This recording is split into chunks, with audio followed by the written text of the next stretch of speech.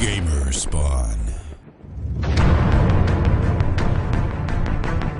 Last November, Activision smashed sales records and dominated the shooter market with Modern Warfare 3, a Call of Duty title that took us on a thrill ride through a conflict of nuclear proportions. And now wait a few moments, let him rest. This should help you remember everything. The year before that, Treyarch brought us Black Ops, a game that pulled us back in time to the Cold War's backstabbing, espionage, and guerrilla warfare.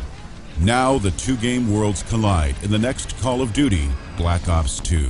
Combining the clandestine operations of Treyarch's game with a futuristic setting evolved even further than the technology of Modern Warfare 3.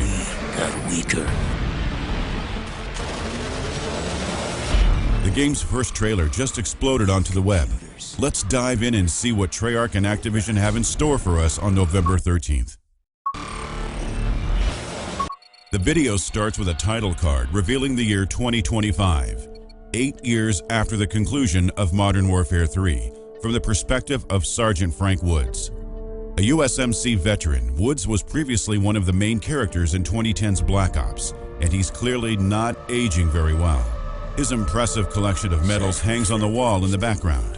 In his raspy monologue, he ominously declares that technology has grown by leaps and bounds, while humanity itself has weakened and decayed. None of this surprises me.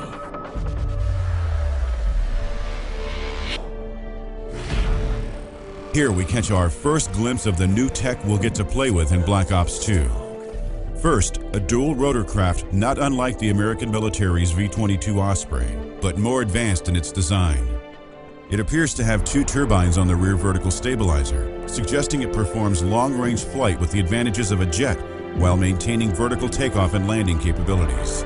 Its application appears to be passenger transport, and no weapons are visible. We also see high-tech heads-up displays and control panels visible in the plane's cockpit. Next, we get a quick look at a fictional quad rotorcraft with the word Charlene scrawled on one of the rotor's casing and a ballistic weapon mounted on the front section of its underbelly, hinting at close air support applications. The craft is clearly a remotely controlled drone, which will be featured heavily in the game and are controllable by the player throughout the storyline. Here we see a ground mech painted in digital desert camouflage and armed to the teeth with a massive Gatling-style minigun, various other hardpoints, and possible missile weapons. Treyarch has dubbed this the Cognitive Land Assault Weapon, or CLAW. The glass situated on the top of the war machine are cameras for remote operation of the weapon. After a Chinese missile launches next to a pair of quad rotorcraft, the compact stealth plane soars through the red sky, reminiscent of the experimental X-47B unmanned combat drone. The plane features a flying wing design usually used for reduced radar signatures in military craft like the B-2 bomber. A similar but not identical craft, possibly a drone, rockets into a building as others dart around burning skyscrapers in the background. It's clear that from the storyline to the gameplay, unmanned vehicles and drones are going to be featured prominently in Black Ops 2.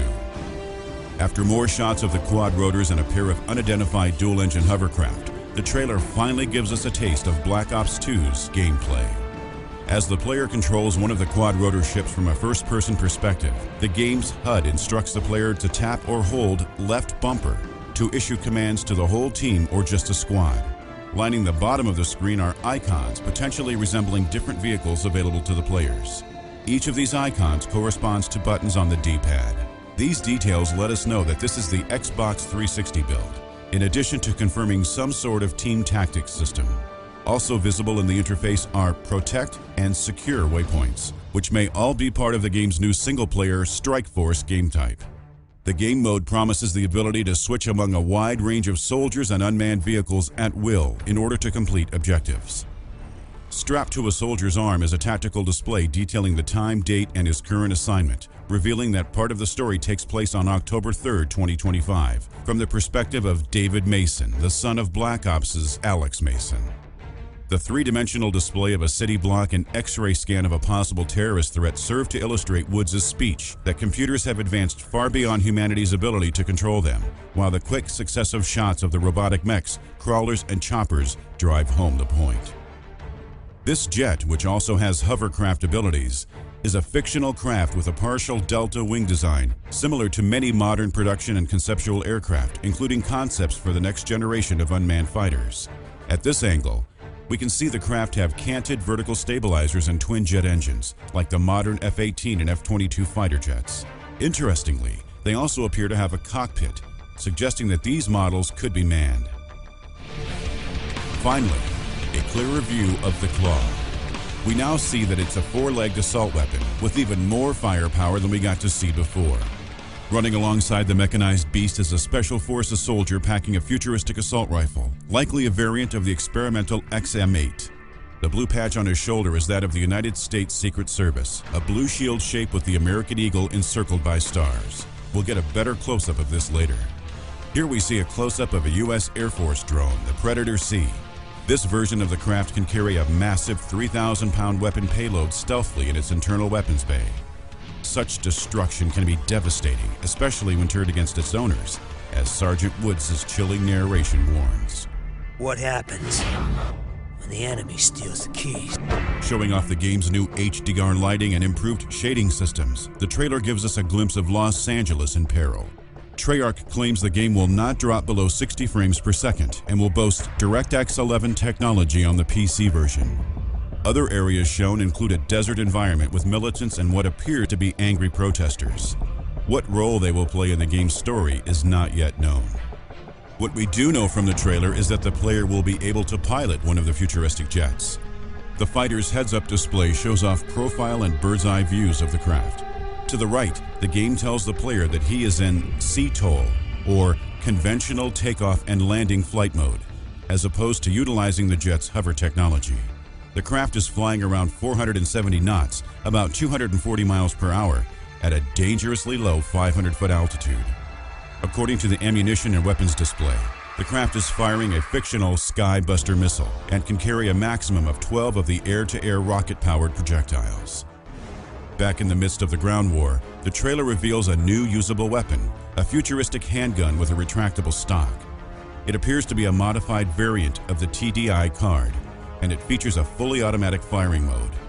This will be the first time the weapon appears in a Call of Duty game. The trailer shows off more protagonists taking cover and executing tactical maneuvers.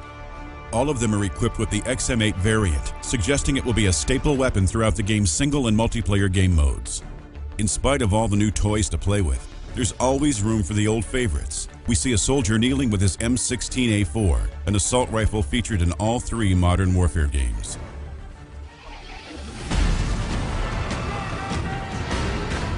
Another old favorite makes a brief appearance, the M249 light machine gun in the hands of another Secret Service team.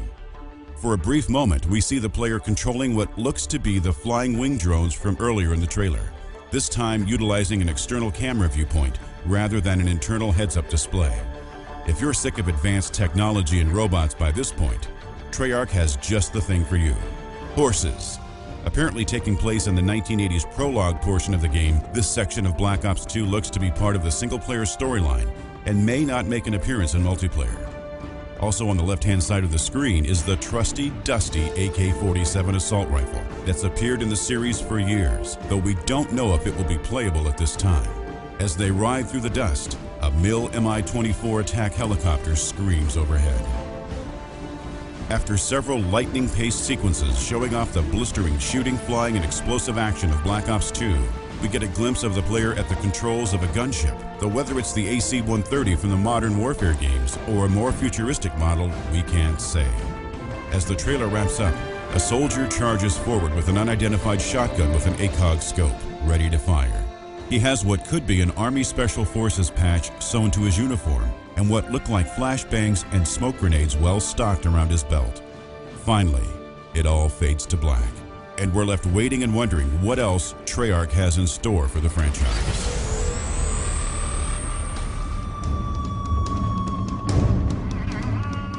From beginning to end, the Black Ops 2 trailer is full of promise for a new setting and direction for the Call of Duty series. To keep up with the latest on the game, stay tuned to GamerSpawn.